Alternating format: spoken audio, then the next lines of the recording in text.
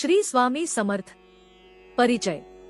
सांब सदाशिव श्री स्वामी समर्थ ही कथा ऐकणाऱ्या प्रत्येक भक्तावर भोलेनाथ कृपा करतात। या कथेच्या श्रवणाने पती पत्नीमधील प्रेम कधीही कमी होत नाही आणि त्यांच्या जीवनातील वाद मिटतात। असे मानले जाते की या कथेमुळे माता लक्ष्मी कृपा करते आणि दारिद्र्य नष्ट होते। ही कथा एकदा ऐकल्यास जीवनात कधीही अन्नपाण्याची कमतरता जाणवत नाही। एकेकाळी आदिशक्ती माता पार्वती भगवान शिवाकडे आली आणि तिने एक प्रश्न विचारला, हे परमेश्वरा, मी पृथ्वीवर फिरून आले आहे आणि मला एक विचित्र गोष्ट जाणवली। या कलियुगात स्त्रिया आपल्या पतीला सोडून दुसऱ्या पुरुषाकडे का आकर्षित होतात? त्या आपल्या पतीला का फसवतात? माता पार्वतीच्या या प्रश्नावर भगवान शिव यांनी उत्तर देण्याचे मान्य केले आणि एक रहस्यमय कथा सांगण्यास सुरुवात केली। कलियुगातील स्त्रियांचे आचरण आणि त्यामागील रहस्य।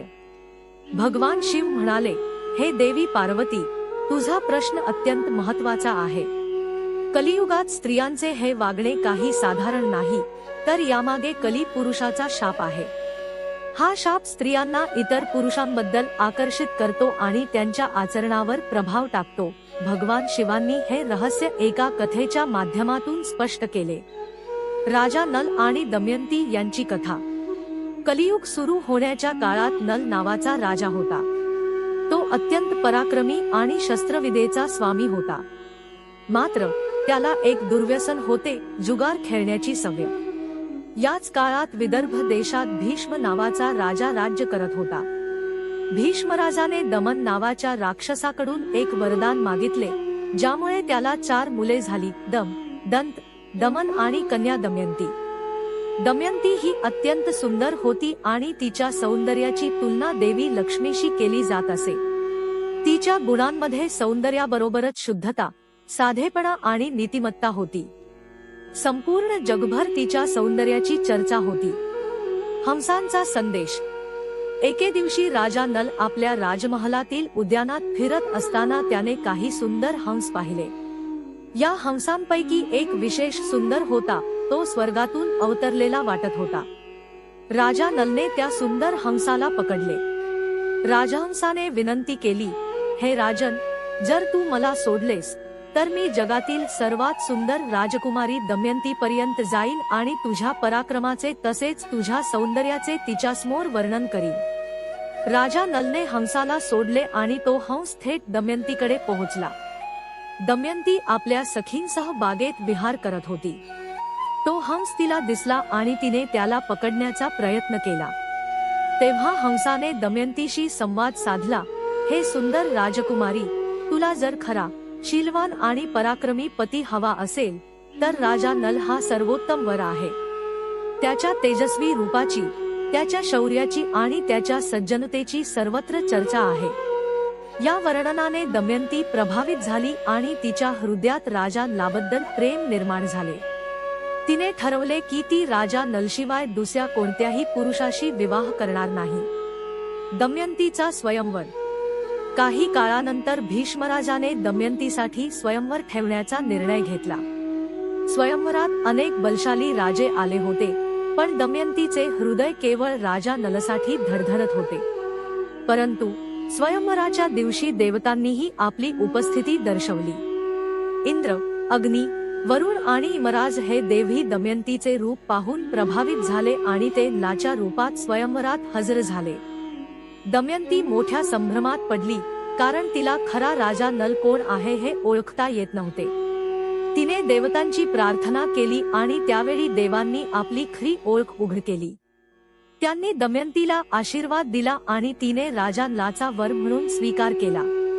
जुगाराचा शाप आणि वनवास। विवाहानंतर काही वर्षे सुखात गेली, पण नलाच्या जुगाराच्या व्यसनामुळे त्याने आपले संपूर्ण राज्य गमावले। त्याचा विश्वासघात त्याच्या स्वतःच्या बंधूने केला। नल आणि दमयंती यांना राज्यातून वनवासात जावे लागले। वनात फिरताना नलाने दमयंतीला सोडले, कारण तो तिच्या दुःखाला जबाबदार असल्याचे त्याला वाटत होते। मात्र दमयंतीने आपल्या पतीला शोधण्यासाठी कठोर तपस्या केली। तिच्या निष्ठेमुळे अखेरीस नलला त्याचे राज्य पुन्हा मिळाले आणि दोघे पुन्हा एकत्र आले। कलियुगातील शिकवण। भगवान शिव म्हणाले, हे देवी पार्वती, या कथेचा संदेश हा आहे की सत्य आणि प्रेम यांना कोणीही हरवू शकत नाही। जरी कलियुगात स्त्रियांवर मोहाचा प्रभाव पडत असला तरी त्या सती सावित्रीसारख्या पतिव्रता स्त्रिया आपल्या पतीसाठी कोणतीही संकटे सहन करू शकतात। या कथेतून आपण शिकतो की पती पत्नीमधील निष्ठा आणि समर्पण हे अत्यंत महत्त्वाचे आहे। हे जाणून घेऊन पती पत्नींनी एकमेकांवर प्रेम करावे आणि परस्पर विश्वास टिकवावा, कारण तेच जीवनाच्या प्रत्येक संकटावर विजय मिळवू शकतात। दमयंती आणि राजा नलाची कथा। हंसाचा संदेश आणि दमयंतीची उत्कंठा।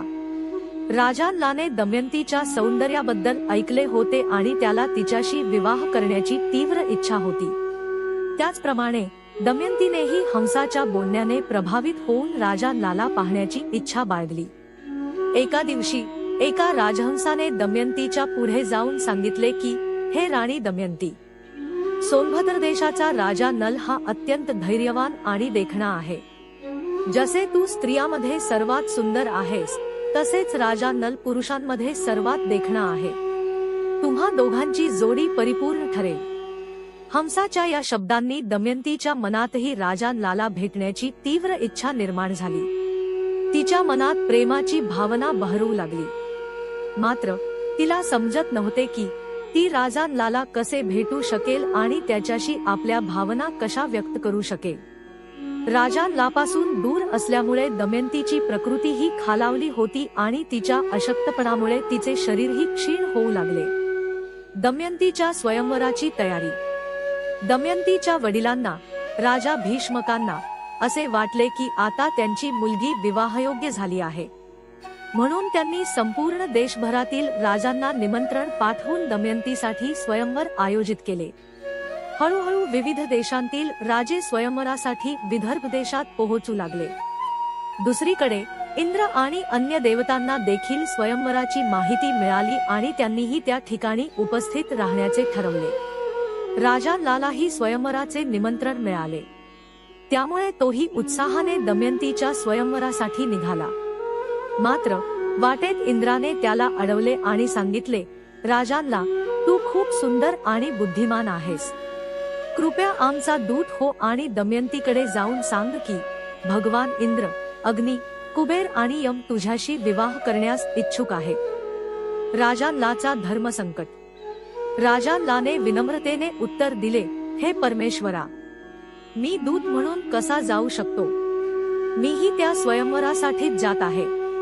आमचा उद्देश एकच आहे, म्हणून मी तुमचा दूत होऊ शकत नाही। मात्र देवतांनी आग्रह धरल्यामुळे राजा नल देवतांच्या इच्छेनुसार दमयंतीकडे गेला। जेव्हा राजा नल दमयंतीच्या समोर उभा राहिला तेव्हा त्याने सांगितले, हे सुंदरी दमयंती, भगवान इंद्र, अग्नी, यम आणि कुबेर तुझ्याशी विवाह करण्यास इच्छुक आहेत। कृपया त्यांच्यापैकी एकाला निवड। दमयंतीने मंदस्मित करत उत्तर दिले, स्वामी, मी माझे संपूर्ण जीवन तुमच्या चरणी अर्पण केले आहे। मी हंसाची गोष्ट ऐकल्यापासून तुमच्याशी भेटण्यास आतुर झाले आहे। जर तुम्ही माझी प्रार्थना नाकारली तर मी विषप्राशन करून स्वतःचा अंत करीन। दमयंतीचे हे शब्द ऐकून राजा नलाने तिला समजावण्याचा प्रयत्न केला, हे देवी, जेव्हा महान देवतांना तुझ्याशी विवाह करण्याची इच्छा आहे तेव्हा तू माझ्याशी का विवाह करत आहेस? जर तू त्यांना नाकारले तर त्यांचा राग व्यक्तीच्या मृत्यूचे कारण होऊ शकतो। त्यावर दमयंतीने ठाम उत्तर दिले, माझे मन केवळ राजा नलालाच स्वीकारते। तुम्ही देवांचे दूत म्हणून आले असले तरीही माझा निर्णय स्पष्ट आहे। देवतांसमोर उभे राहताना दमयंतीचा आत्मविश्वास अढळ होता। तिच्या प्रेमाची खरी कसोटी सुरू झाली होती। राजा नल व दमयंतीचा विवाह। जेव्हा दमयंतीने सर्व देवांना नम्रतेने सांगितले की ती फक्त राजा नलाशीच विवाह करेल, तेव्हा देवतांना तिच्या भक्तीची आणि निर्धाराची प्रचिती आली। त्यामुळे त्यांनी तिच्या निर्णयाचा सन्मान केला। स्वयंवराच्या दिवशी देवतांनी राजा नलाचे रूप धारण करून उपस्थिती दर्शवली। दमयंतीसाठी ही मोठी कसोटी होती, कारण तिच्यासमोर 5 समान राजा नल उभे होते। दमयंतीने तिच्या भक्तीच्या बळावर ख्या राजा नलाला ओळखले आणि त्याच्या गळ्यात वरमाला घातली। सर्व देवता प्रसन्न झाल्या आणि राजा नल व दमयंतीच्या विवाहाला आशीर्वाद दिला। त्यानंतर विधिवत विवाह सोहळा पार पडला आणि राजा नल दमयंतीला आपल्या राज्यात घेऊन गेला। संकटांची सुरुवात। विवाहानंतर काही काळ राजा नल आणि दमयंती सुखी जीवन जगत होते, परंतु लवकरच त्यांच्या आयुष्यात कठीण काळ सुरू झाला। कली नावाच्या दुष्ट शक्तीने राजा नलाच्या मनावर प्रभाव टाकला आणि त्याला जुगाराच्या व्यसनात ओढले। त्याने आपले राज्य, संपत्ती आणि सर्वस्व गमावले। शेवटी त्याला आपली पत्नी दमयंतीसह जंगलात जावे लागले। जंगलात फिरत असताना राजा नलाने दमयंतीला एका सुरक्षित ठिकाणी ठेवले आणि तिला सुखरूप पाहण्यासाठी तो पुढे गेला। मात्र तेथे त्याला काही अपघात घडले आणि तो तिला सोडून दूर गेला। दमयंती एकटीच जंगलात भरकटली। दमयंतीचे संघर्ष। दमयंतीने अनेक संकटांना सामोरे जात आपले जीवन पुढे नेले। ती एका राज्यात जाऊन राणीच्या सेवेत राहू लागली। दुसरीकडे राजा नलही एका ठिकाणी स्वयंपाकी बनून काम करत होता। दोघेही एकमेकांसाठी तडफडत होते। शेवटी काही वर्षांनंतर राजा नल आणि दमयंतीची पुन्हा भेट झाली। दमयंतीने राजा नलाला ओळखले आणि त्याला आपल्या प्रेमाच्या बळावर पुन्हा त्याच्या मूळ रूपात आणले। त्यानंतर दोघेही त्यांच्या राज्यात परतले आणि पुन्हा सुखी जीवन जगू लागले। दमयंती आणि नल, एक महान प्रेमकथा, भाग 2। नल आणि दमयंतीच्या प्रेमकथेने एक वेगळे वळण घेतले। नलने देवांशी संवाद साधून सांगितले की दमयंती फक्त त्याच्यासोबत विवाह करण्यास इच्छुक आहे। देवांना हे समजल्यानंतर त्यांनी स्वतःला नलसारखे रूप दिले आणि स्वयंवराच्या सभेत उपस्थित राहिले। स्वयंवराचा अद्भुत क्षण। राजा भीष्मकाने स्वयंवराचे आयोजन केले आणि संपूर्ण देशातील राजा महाराजे उपस्थित राहिले। दमयंतीने सभागृहात प्रवेश केला आणि पाहिले की 5 राजपुत्र हुबेहूब नलासारखे दिसत होते। तिला आश्चर्य वाटले आणि ती विचार करू लागली की खरी नल कोण आहे। दमयंतीने देवांची स्तुती केली आणि विनंती केली की त्यांनी आपापली खरी रूपे धारण करावी, जेणेकरून तिला नलला ओळखता येईल। तिच्या भक्तीने प्रभावित होऊन देवांनी आपापली खरी रूपे प्रकट केली। दमयंतीने आनंदाने नलाच्या गळ्यात वरमाला घातली आणि त्यांचा विवाह निश्चित झाला। कलियुग आणि द्वापरचा कट।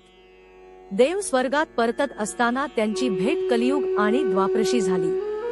कलियुगाने सांगितले की तो दमयंतीसोबत विवाह करण्याच्या उद्देशाने निघाला आहे। हे ऐकून इंद्राने सांगितले की स्वयंवर आधीच पूर्ण झाले आहे आणि दमयंतीने नलाशी विवाह केला आहे। यामुळे कलियुगाला राग आला आणि त्याने नलावर सूर उगवण्याचा निर्णय घेतला। कलियुगाने द्वापरशी संगनमत केले आणि ठरवले की ते नलाच्या शरीरात प्रवेश करून त्याला नष्ट करतील। मात्र नल हा धर्मप्रायण राजा असल्यामुळे कलियुगाला त्याच्या शरीरात सहज प्रवेश करता येत नव्हता। त्यामुळे त्याला योग्य संधीची प्रतीक्षा होती। जुगाराचा प्रारंभ। 16 वर्षे उलटून गेली आणि एके दिवशी कलियुगाला संधी मिळाली। संध्याकाळच्या वेळी नलाने हातपाय धुता भोजन केले आणि त्याच वेळी कलियुगाने त्याच्या शरीरात प्रवेश केला। यानंतर कलियुगाने नलाच्या चुलत भावाला पुष्करला जुगार खेळण्याचा सल्ला दिला। त्याला आश्वासन दिले की नलावर विजय मिळवण्यासाठी तो त्याला मदत करेल। पुष्करला लोभ वाटला आणि त्याने कलियुगाचा सल्ला मान्य केला। त्याने नलाला जुगार खेळण्याचे आव्हान दिले। नलाने देखील हे आव्हान स्वीकारले, कारण तो एक योद्धा राजा होता आणि त्याला कोणीही आव्हान देणे सहन होणार नव्हते। नलाचा पराभव आणि वनवास। कलियुगाच्या प्रभावामुळे नलाने सर्व बाजींमध्ये आपले राज्य गमावले। जुगारात हरल्यानंतर त्याला राज्य सोडून जावे लागले। दमयंतीने देखील आपल्या पतीला सोडून जाण्याचा विचार केला नाही आणि तीही त्याच्यासोबत वनात निघाली। वनवासाच्या काळात नलाने आणि दमयंतीने अनेक संकटांचा सामना केला। एके रात्री नलाने विचार केला की तो आपल्या पत्नीला त्रास देत आहे आणि त्यामुळे तिला सोडून जावे। त्याने दमयंतीला झोपेत सोडून दिले आणि दूर निघून गेला। दमयंती एकटी पडली आणि तिने आपल्या पतीला शोधण्यास सुरुवात केली। दुसरीकडे नलाने वेगळ्या मार्गाने प्रवास सुरू केला। तो एका नागराजकडे पोहोचला आणि त्याने लाला श्राप दिला, ज्यामुळे त्याचे रूप बदलले. नल आता वेगळ्या स्वरूपात राहू लागला आणि त्याने एका नवीन ओळखीने जीवन सुरू केले. दमयंतीचा संघर्ष. दमयंतीने अनेक दिवस जंगलात फिरून लाचा शोध घेतला. अखेरीस ती आपल्या पित्याच्या राजवाड्यात परतली आणि तिने आपल्या पतीला शोधण्यासाठी उपाय शोधू लागली. तिने एक युक्ती काढली. एक जाहीरनामा देण्यात आला की जो कोणी तिच्या प्रश्नांची योग्य उत्तरे देईल त्यालाच तिने ओळखले जाईल. नलने देखील हे ऐकले आणि तो या स्पर्धेत सहभागी झाला. दमयंतीने विचारलेल्या प्रश्नांची उत्तरे देताना तिने ओळखले की तोच नल आहे. तिने आपल्या पित्याला सांगितले आणि नलला त्याच्या मूळ स्वरूपात परत आणण्याचा उपाय केला. नागराजाने लाचा श्राप उठवला आणि तो पुन्हा आपल्या मूळ रूपात आला. लाचे राज्य पुनः प्राप्ती. नल आणि दमयंती पुन्हा एकत्र आले. त्याने आपल्या राज्याच्या पुनःप्राप्तीसाठी प्रयत्न सुरू केले. त्याने पुन्हा जुगार खेळून पुष्करला पराभूत केले आणि आपले राज्य परत मिळवले. राज्य मिळाल्यानंतर त्याने पुष्करला क्षमा केली आणि त्याला नवीन जीवन दान दिले. नल आणि दमयंतीने नंतर एकत्र राज्य केले आणि आपले जीवन सुखात व्यतीत केले. त्यांच्या प्रेमकथेने सत्य, निष्ठा आणि संघर्षाच्या विजयाचे उदाहरण घालून दिले. राज्य. नल आणि राणी दमयंतीची परीक्षा. कलियुगाचा प्रभाव आणि लाचा पराभव. कलियुगाने राज्य लाच्या शरीरात प्रवेश केल्याने त्याची बुद्धी भ्रष्ट झाली होती. त्याच्या डोक्यात फक्त जुगार खेळण्याचे विचार चालू होते. द्वापराने जुगाराच्या फासांवर ताबा घेतल्यामुळे लाने जुगारात जे काही फासे टाकले ते त्याच्या विरोधातच पडले. त्यामुळे त्याने आपले संपूर्ण राज्य गमावले. जेव्हा प्रजा आणि मंत्री यांना हे कळले तेव्हा त्यांनी लाला थांबवण्याचा प्रयत्न केला, परंतु कलियुगाच्या प्रभावाखाली तो कोणाचेही ऐकत नव्हता. मंत्र्यांनी जेव्हा राणी दमयंतीला राज्य लाला थांबवण्याचा संदेश दिला तेव्हा तिने आक्रोश करत आपल्या पतीला समजावले, हे परमेश्वरा, तुझ्या दुःखाने संपूर्ण प्रजा व्यथित झाली आहे असे म्हणत ती रडू लागली. परंतु लाने तिच्या शब्दांकडे दुर्लक्ष केले आणि जुगार खेळत राहिला. लाच्या राज्याचा हास. दमयंतीने आपल्या मुलांना रथात बसवून कुणबी नगराकडे पाठवले. दरम्यान पुष्करने लाच्या सर्व संपत्तीवर कब्जा मिळवला आणि त्याला राज्यातून हाकलून दिले. राजा नल आता एक सर्वस्व गमावलेला माणूस झाला होता. त्याला आता सामान्य जीवन जगावे लागणार होते. लाची दुर्दशा आणि पक्षांची आशा. राज्य. नल आणि राणी दमयंती यांच्या जीवनात खूप कठीण काळ आला. त्यांना अन्न मिळणेही कठीण झाले. एके दिवशी लाजवळ काही पक्षी आले ज्यांची पिसे सोन्यासारखी चमकत होती. लाने विचार केला की जर मी या पक्ष्यांच्या पिसांचे धनात रूपांतर करू शकलो तर आपले जीवन सावरू शकते. पण जेव्हा त्याने त्या पक्ष्यांना पकडण्याचा प्रयत्न केला तेव्हा ते उडून गेले आणि त्यांच्या पंजांनी त्याचे कपडेही उचलून नेले. नल पूर्णतः अर्धनग्न अवस्थेत उरला. दमयंतीची निष्ठा आणि त्याग. दमयंती आणि लाची दुर्दशा दिवसेंदिवस वाढत होती. जंगलात राहणे, उपाशी झोपणे आणि संकटे सहन करणे हेच त्यांच्या जीवनाचा भाग झाले होते. परंतु दमयंतीने लाचा त्याग करण्याचा विचारही केला नाही. ती सतत त्याच्यासोबत राहून त्याला धीर देत होती. लाचा निर्णय आणि दमयंतीचे एकाकीपण. लाच्या दुःखाने दमयंती व्याकुळ झाली होती. ती त्याला आधार देण्याचा प्रयत्न करत होती, परंतु लाच्या मनात काही वेगळेच विचार चालू होते. त्याने विचार केला की दमयंती माझ्यावर प्रेम करते, म्हणूनच ती माझ्यासोबत ही सगळी दुःखे भोगत आहे. जर मी तिला एकटी सोडून गेलो तर ती आपल्या पित्याच्या राज्यात सुखरूप पोहोचेल. हा विचार करून लाने तिच्या साडीचा एक भाग फाडून आपल्या अंगावर घेतला आणि तिला झोपलेल्या अवस्थेत सोडून गेला. कलियुगाच्या प्रभावामुळे लाची पूर्ण बुद्धी भ्रष्ट झाली होती. त्यामुळे त्याने स्वतःचा मार्ग वेगळा निवडला आणि एका अनिश्चित भविष्यात प्रवेश केला. दमयंती मात्र एकटीच जंगलात उरली. दमयंतीचा संघर्ष आणि शोध. एकटी उरलेल्या दमयंतीने जंगलातून आपला मार्ग शोधण्यास सुरुवात केली. ती अनेक संकटांना सामोरी गेली. अन्नाशिवाय आणि सुरक्षेशिवाय तिला जीव वाचवण्यासाठी खूप प्रयत्न करावे लागले. दमयंतीला काही ऋषीमुनी भेटले, ज्यांनी तिला आधार दिला आणि तिला सुरक्षिततेबद्दल आश्वस्त केले. ती आपल्या पित्याच्या राज्यात पोहोचण्याच्या आशेने पुढे जात होती. वाटेत तिला अनेक लोक भेटले, पण तिला लाबद्दल कुठेही माहिती मिळाली नाही. ती दिवसरात्र त्याच्या शोधात होती. लाचा बदला. लाने स्वतःला लपवण्याचा प्रयत्न केला आणि एका नवीन आयुष्याची सुरुवात केली. त्याने वेगळ्या ओळखीने राहण्याचा प्रयत्न केला, पण त्याच्या मनात सतत दमयंतीची आठवण राहिली. त्याने खूप प्रयत्न केले की तो नवीन जीवन स्वीकारेल, पण त्याला त्याच्या निर्णयाची जाणीव होऊ लागली. नल आणि दमयंतीचा पुनर्मिलन. खूप वर्षांनी दमयंती आणि नल यांचा पुनर्मिलन घडून आले. दमयंतीच्या प्रयत्नांमुळे लाला आपल्या चुकांची जाणीव झाली आणि त्याने कलियुगाच्या प्रभावातून मुक्त होण्यासाठी प्रार्थना केली. त्याने आपले राज्य परत मिळवण्यासाठी युद्ध केले आणि शेवटी पुष्करावर विजय मिळवला. दमयंतीचे वनवासातील संकट. राजा लाने आपली पत्नी दमयंतीला एकटी सोडून वनातून निघून गेला, तेव्हा दमयंतीला जाग आली. तिने पाहिले की राजा नल तिथे नाही. हे पाहून ती आश्चर्यचकित झाली आणि राजा लाला जोरजोरात हाका मारू लागली. बिचारी दमयंती रडून रडून व्याकुळ झाली आणि त्याला शोधत जंगलात भटकू लागली. शिकायाची मदत आणि संकट. भटकंती दरम्यान दमयंतीला एका मोठ्या नागाने घेरले. नागाने तिच्यावर हल्ला करण्यास सुरुवात केली, तेव्हा ती जोरात ओरडू लागली. तिचे हंबरडे एका शिकायाच्या कानावर पडले.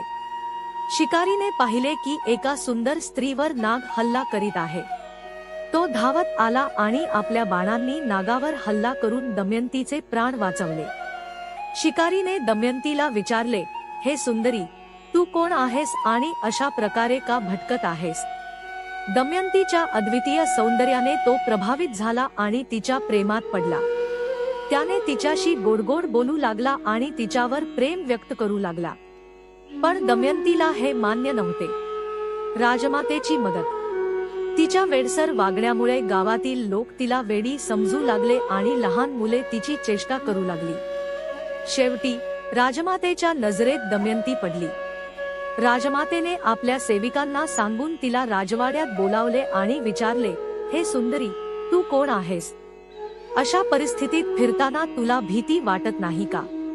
दमयंतीने उत्तर दिले, मी एक पतिव्रता स्त्री आहे. मी कुणी साधी स्त्री नाही, तर एका राजाची कन्या आहे. राजमातेने तिला राजवाड्यात राहण्याचा प्रस्ताव दिला, पण दमयंतीने 3 अटी घातल्या. 1. मी कुणाचे उष्टे अन्न खाणार नाही. 2. मी पाय धुणार नाही. 3. मी इतर पुरुषांशी कुठलाही संबंध ठेवणार नाही. राजमातेने तिच्या अटी मान्य केल्या आणि तिला राजवाड्यात ठेवले. राजा नलाची परीक्षा. दरम्यान राजा नल जंगलात भटकत असताना प्रचंड पावसामुळे वीज पडून जंगलाला आग लागली. अचानक त्याला कोणीतरी ओरडताना ऐकू आले. तो त्या दिशेने गेला आणि पाहिले की एक नाग राजा आपल्या कुंडलीत अडकून बसला आहे. तो नाग राजा नलाला म्हणाला, हे राजन, मी कर्कोटक नावाचा नाग आहे. नाराज झालेल्या ऋषींनी मला शाप दिला आहे, त्यामुळे मी इथून हलू शकत नाही. कृपया माझे रक्षण करा. मी तुम्हाला उपकार स्मरून काही सांगेन. राजा नलाने विचारपूर्वक निर्णय घेतला आणि नागराजाला उचलून जंगलाच्या बाहेर आणले. त्याने आपले वचन पूर्ण केल्यामुळे कर्कोटक नाग खूप आनंदी झाला. तो राजा नलाला म्हणाला, हे राजन, मी तुझ्यावर एक कृपा करतो. मी तुला विषाचा दंश करतो, परंतु घाबरू नकोस.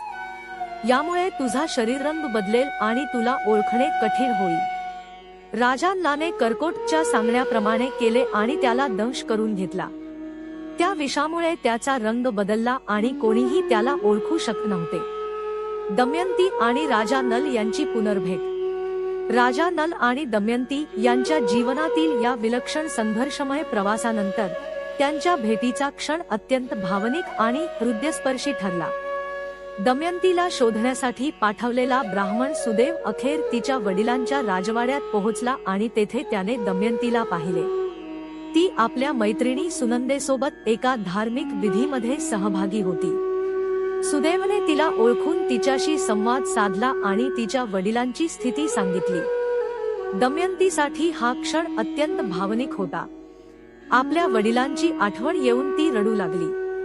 तिचे अश्रू पाहून सुनंदा घाबरली आणि तिने लगेच राजमातेची बोलावणी केली। राजमाता दमयंतीची मावशी होती, परंतु दमयंतीने हा गुपित आजवर तिच्यापासून लपवले होते। राजमातेसमोर दमयंतीने आपल्या आयुष्यातील सर्व घडामोडी सांगितल्या आणि आपल्या पतीच्या शोधाची तीव्र इच्छा व्यक्त केली। अखेर ती सुदैवसोबत आपल्या पित्याच्या राजवाड्यात परतली। राजा नलचा शोध। दमयंतीने आपल्या पित्याला सर्व हकीकत सांगितली आणि आपल्या पतीच्या शोधासाठी प्रयत्न करावेत अशी विनंती केली। तिने सांगितले की राजा नल आपल्या लज्जेमुळे लोकांसमोर येणार नाही आणि गुप्तपणे कुठेतरी जीवन व्यतीत करत असेल। तिच्या या भावनिक संवादाने राजा भीष्म अत्यंत व्यथित झाले आणि त्यांनी नलचा शोध लावण्याचा निर्धार केला। दुसऱ्या बाजूला राजा नल बाहुक या नावाने राजा ऋपर्णाच्या दरबारात रथसंचालन करत होता। जेव्हा ब्राह्मण सुदैव ऋपर्णाच्या दरबारात गेला तेव्हा बाहुकने त्याला भेटायला बोलावले। बाहुकचे वर्णन असे होते की तो अत्यंत रागीट होता आणि त्याचे हात छोटे होते। सुदैवच्या संवादानंतर तो दीर्घ श्वास घेत रडू लागला आणि म्हणाला की उच्चवर्णीय स्त्रिया त्यांच्या पतींनी त्यांना सोडले तरी आपल्या कुटुंबाचे रक्षण करण्याचा प्रयत्न करतात। नल आणि दमयंती यांचे पुनर्मिलन। दमयंतीने एक युक्ती लढवली। तिने एक संदेश पाठवला की जर कुणाला घोडेस्वारी आणि वेगवान प्रवासाचे गूढ समजत असेल तर तो तिला उत्तर द्यावा। राजा ऋपर्ण आणि बाहुक यांना हे कळाले तेव्हा ऋपर्णाने आपले कौशल्य दाखवण्याची तयारी दर्शवली। प्रवासादरम्यान बाहुक अर्थातच राजा नल याने ऋपर्णाला घोडेगाडी वेगाने नेण्याची युक्ती शिकवली आणि ऋपर्णानेही नलला अंकगणिताचे गूढ शिकवले। राजा नलने दमयंतीला भेटण्याचे ठरवले आणि राजमहालात पोहोचला। दमयंतीने बाहुकला पाहिले आणि त्याच्याशी संवाद साधून त्याची ओळख पटवली। तिने त्याला त्याच्या जुन्या आठवणी सांगितल्या आणि बाहुक आपली खरी ओळख लपवू शकला नाही।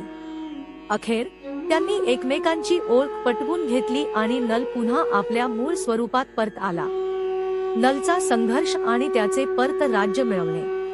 पुनर्मिलन झाल्यानंतर नलने आपल्या हरवलेल्या राज्याच्या परत मिळवण्यासाठी प्रयत्न करायचे ठरवले। दमयंतीने त्याला आधार दिला आणि त्याच्या शौर्याची आठवण करून दिली।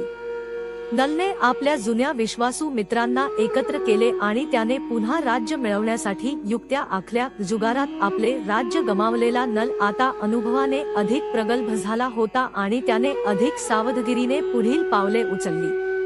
त्याने आपल्या शत्रूंच्या विरोधात बुद्धीने लढण्याचे ठरवले। आपल्या निष्ठावान सैनिकांच्या मदतीने त्याने रणनीती आखली आणि आपल्या विरोधकांना हरवले। नल पुन्हा आपल्या राज्याचा राजा बनला आणि न्यायाने आणि परोपकाराने राज्य करीत राहिला। सुखद शेवट। दमयंती आणि राजा नल यांचे पुनर्मिलन झाले। राजा भीष्मांनी त्यांच्या मुलीचा आनंद पाहून समाधान व्यक्त केले। नलने आपले राज्य परत मिळवले आणि दमयंतीसह आपले संपूर्ण जीवन आनंदाने व्यतीत केले। त्यांच्या या संघर्षपूर्ण जीवनकथेने निस्सीम प्रेम, संयम आणि निष्ठेचे प्रतीक म्हणून इतिहासात स्थान मिळवले। ही कथा आपल्याला शिकवते की कोणतीही परिस्थिती कितीही कठीण असली तरी प्रेम, श्रद्धा आणि आत्मविश्वास यांच्या जोरावर कोणतीही अडचण पार करता येते। दमयंती आणि राजा नल यांची कथा युगानुयुगे प्रेरणादायी ठरत राहील।